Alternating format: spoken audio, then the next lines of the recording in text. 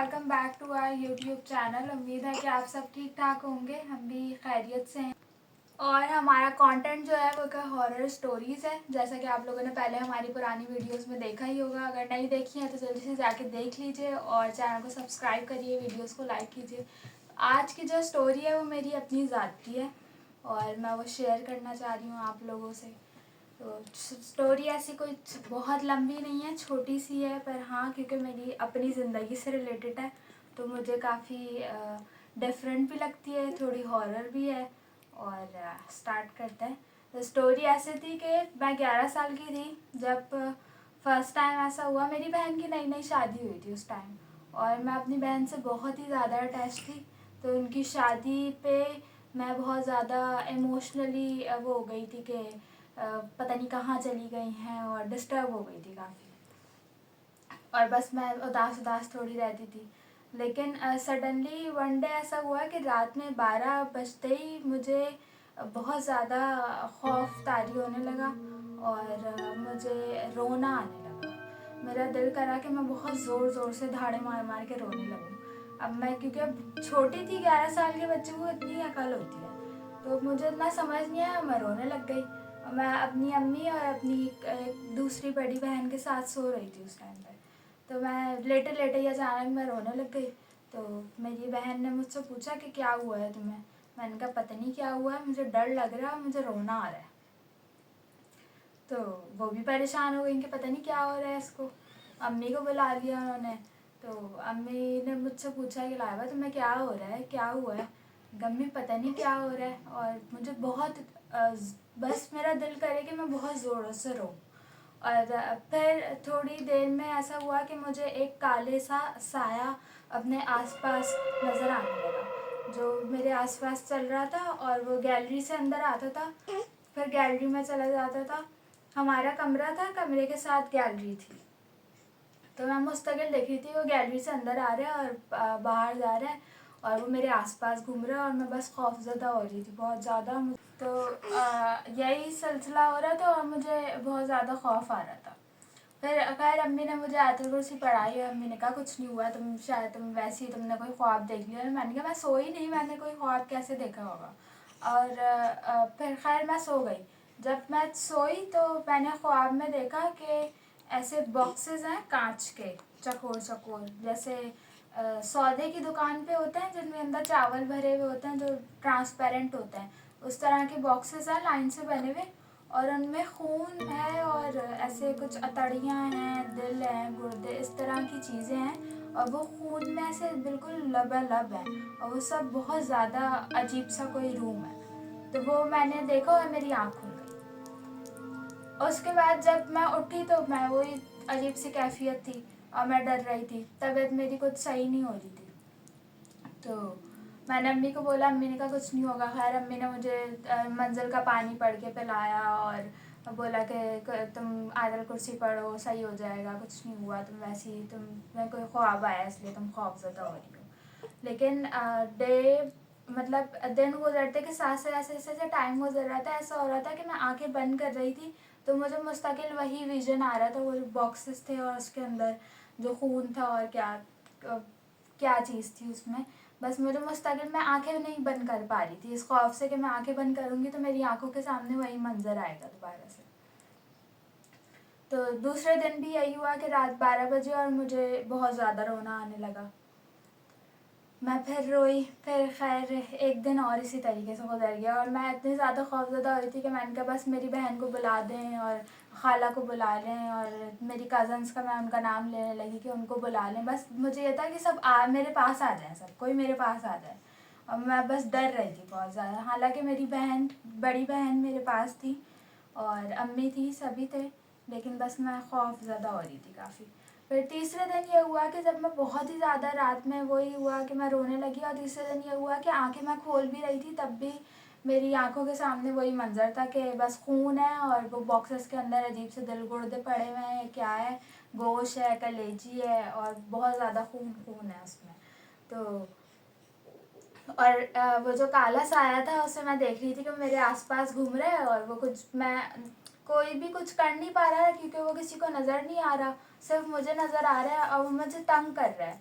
जैसे वो शैतानी जैसे कुछ होता है इंसान को, ऐसे नहीं कोई तंग करके हंसता है या कोई भी किसी को तंग करके ऐसे शैतानी करता है किसी के साथ, तो वैसे कोई मुझे ऐसे तंग कर रहा है और वो खुश हो रहा है और मैं कुछ कर नहीं पा रही हूँ क्योंकि मैं बहुत छोटी सी थी और मैं बस रोए जा रही हूँ। तो मुझे आज भी याद है उस दिन अम्मी बहुत ज़्यादा परेशान हो गई। तो उन्होंने मुझे गोद में लिया था, मेरे ऐसे सीने पे कुरान रखा हुआ था और फिर मैं बस खौफज़दा हो रही थी, तो मैंने कुरान को साइड में रखा और फिर मैं पूरे घर में घूमने लगी। तो अम्मी ने मुझसे कहा कि कहाँ है वो, मुझे बताओ कहाँ है वो, तुम्हें कहाँ नज़र आ रहा है, और वो काला साया तुम्हें कहाँ नज़र आ रहा है। अब मेरी अम्मी बहुत ज़्यादा, हर ही औरत जो भी माँ होती है वो अपनी औलाद के लिए बहुत ज़्यादा इमोशनल हो जाती है और वो हर तरीके से उसको प्रोटेक्ट करने की कोशिश करती है। तो उस वक्त मेरी अम्मी को कुछ नहीं समझ आ रहा था, तो उन्होंने बस छुरी उठाई किचन से और वो आयतल कुर्सी पढ़ती रही और जो भी उनको दुआएं शायद याद हो, मुझे नहीं पता वो क्या पढ़ रही थी, वो उस छुरी पर फूंक रही थी और वो ऐसे ऐसे छुरियाँ चला रही थी हवा में। मैं उनको बोल रही थी यहाँ है, तो वो वहाँ चला रही थी। अब वो एक अजीब मंजर था, पूरे घर का अजीब सा माहौल हो गया था और मैं बस कह रही थी अम्मी यहाँ है यहाँ है, और अम्मी ऐसे ऐसे छुरियाँ चला रही थी। उसके बाद फिर मेरी तबीयत बहुत ही ख़राब होने लग गई और मुझे रोना आने लगा, तो मैं जाके बैठ गई अपने कमरे में। तब अम्मी ने दोबारा से मुझे कुरान दिया और अम्मी ने मुझे अपनी गोद में लटा लिया और मैं अम्मी से कहने लगी अम्मी आप बस ना हैरा जी को बुला दें। जो मेरी बहन थी उनकी शादी हो गई थी, तो मैं उनको बहुत ज़्यादा ही मैं मिस कर रही थी, तो मैंने अम्मी से बोला आप बस उनको बुला दें, उनको बुला दें। तो अम्मी ने कहा अच्छा वो आ जाती हैं आ जाती हैं। और मैं रो रो के ना थक गई थी, जैसे इंसान थक जाता है रो रो के बहुत ज़्यादा, तो मैं कुछ नींद में भी जा रही थी और मेरी खाला करीब रहती थी, तो वो आ गई थी हाँ हमारे घर पे। उस वक्त रात के कोई 2:30-3 बज रहे होंगे जब वो हमारे घर पर आई और टेलीफोन्स का दौर था, तो मेरे अब्बू ने कॉल करके बोल दिया था कि भाई लाइबा की बहुत तबीयत ख़राब हो रही है, तो नगमा तुम आ जाओ, शायद उसको कुछ ये बेहतर महसूस करे। तो वो आ गई। अब वो आके मेरे पास बैठी, तो मैंने अम्मी को ऐसे, मैं गोद में लेटी थी और मैंने अम्मी की तरफ ऐसे देखा और मैंने कहा अम्मी नाना है। अब मेरे नाना का इंतकाल मेरी वालदा के बचपन में ही हो चुका था। मैंने कभी भी अपने नाना को नहीं देखा, ना तस्वीरों में ना रियलिटी में। और मेरे अम्मी के जो चचा हैं हम उन्हें नाना बोलते थे और हमारा अक्सर उनके घर आना जाना होता था। तो अम्मी को लगा शायद मैं उनका जिक्र कर रही हूँ कि नाना है, तो अम्मी ने कहा ऐसे अच्छा, तो मैंने कहा नहीं अम्मी नाना है। तो अब मैं ये देख रही हूँ कि मेरे सामने, मैं जब अम्मी की गोद में लेटी हूँ, कि मेरे सामने मेरे नाना ऐसे बैठे हुए हैं और उन्होंने वाइट टोपी लगाई हुई है जाली वाली अपने सर पे, वाइट कुर्ता शलवार पहने हुए हैं और चश्मा लगा हुआ है उनके, और वो देख रहे हैं। अब जैसे कोई परेशानी में किसी को देखता है वैसे मेरी अम्मी को देख रहे हैं। फिर उन्होंने मेरी खाला को देखा और उसके बाद उन्होंने मुझे देखा और फिर वो उठ के, और उनके साथ एक बुज़ुर्ग हैं जो कि झब्बा पहने हुए हैं वाइट कलर का, और उनके पास तलवार है और उनकी बहुत लंबी दाढ़ी है वाइट कलर की। तो वो आए और वो उस काले जो साया है ना उसको मार मार के बाहर निकालते हैं हमारे घर से। और वो निकालते निकालते मैंने ऐसे देखा कि जैसे पूरी ऐसे फाइट हो रही है उनकी और उस साया की, और वो उसको फिर हमारे घर से उस गैलरी से बाहर ले गए और नाना भी उनके साथ चले गए। और ये सब कुछ मैंने अम्मी को बताया, तो अम्मी को उस वक्त समझ नहीं आया। अम्मी ने कहा छोटी है या तो उसकी तबीयत सही नहीं हो रही इसलिए ऐसे बोल रही है। मैंने अम्मी से बोला अम्मी नहीं नाना आए हैं, आपके आपके अब्बू आए हैं, मैंने अम्मी से ऐसे बोला ना। तो अम्मी कहने लगी अच्छा, अम्मी को भी थोड़ी हैरत हुई कि इसको तो पता नहीं है क्या ये वैसे ही बोल रही है शायद। तो उसके बाद मैं सो गई और आहिस्ते आहिस्ते फिर नेक्स्ट डे ये हुआ कि मेरे नाना जो कि मेरी अम्मी के चचा हैं वो इलाज करते थे, वो आए। उन्होंने कहा कि मैं इलाज कर सकता हूँ उसका, लेकिन उन्होंने ही कुछ दुआएं वगैरह बताई जिससे बाद में मैं बेहतर हो गई आहिस्ते आहिस्ते वक्त के साथ साथ। और हाँ मेरी वालदा मुझे एक जगह पे भी लेके गई थी जहाँ पे एक बाबा कोई होंगे, उन्होंने कोई दुआएं पढ़ के कोई पानी की बॉटल्स दी थी और बोला था कि 30 दिन तक ये पानी की बॉटल से पूरे बॉडी को स्पंज करना है।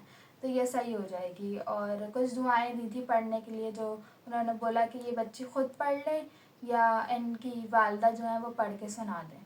تو مجھے یاد ہے امی جب بھی وہ دعائیں پڑھ کے مجھے سناتی تھی تو میرا دل نہیں چاہتا تھا سننے کے لیے. مجھے بہت کوفت ہوتی تھی اور میں اتنی کمزور ہو گئی تھی اس سارے ٹائم پیریڈ میں کہ مجھے ایسا لگتا تھا، مجھے ایسا فیل ہوتا تھا جیسے میری ہڈیاں جو ہے نا وہ اندر سے کھوکھلی ہو گئی ہیں. پتہ نہیں 3 دن کے اندر ایسا کیا ہوا کہ مجھے ایسا فیل ہونے لگا میری ہڈیاں باقاعدہ، مجھے فیل ہوتا تھا یا خالی ہے اندر سے، ان میں کچھ ہے نہیں پتا. امی یا کوئی بھی باجی پکڑ کے مجھے اٹھاتے تھے. اور خیر وقت کے ساتھ ساتھ میں صحیح ہو گئی، پر یہ واقعہ ایسا ہے جو میں آج تک نہیں سمجھ سکی کہ کیا ہوا. اور میں نے واقعی میں اپنے نانا کو دیکھا تھا یا نہیں دیکھا تھا، کیونکہ بعد میں جب میں نے حلیہ بتایا تو میری امی کہنے لگیں کہ ہاں وہ بالکل ایسے ہی دکھتے تھے. پھر بعد میں انہوں نے مجھے تصویر دکھائی تو میں نے کہا ہاں یہی ہیں جن کو میں نے دیکھا تھا. باقی مجھے نہیں پتا کہ میں نے دیکھا بھی تھا یا کیا ہوا تھا. یا پھر ٹائم کے ساتھ ساتھ مجھے یاد ہے کہ 1 سال لگا مجھے ریکور ہونے میں، اور پہلے کی طرح میں بھاگ نہیں پاتی تھی. جیسے بچے بھاگتے ہیں کھیلتے ہیں تو میں بھاگ نہیں پاتی تھی، مجھ سے بھاگا ہی نہیں جاتا تھا، کیونکہ مجھے اتنی ویکنیس ہو گئی تھی اس سارے واقعے کے بعد. اور کافی ٹائم تک تو مجھے یہ تھا کہ کوئی مجھ سے پوچھے نہیں اس بارے میں، کوئی بات نہیں کرے، کیونکہ مجھے عجیب سی فیلنگ آتی تھی بہت.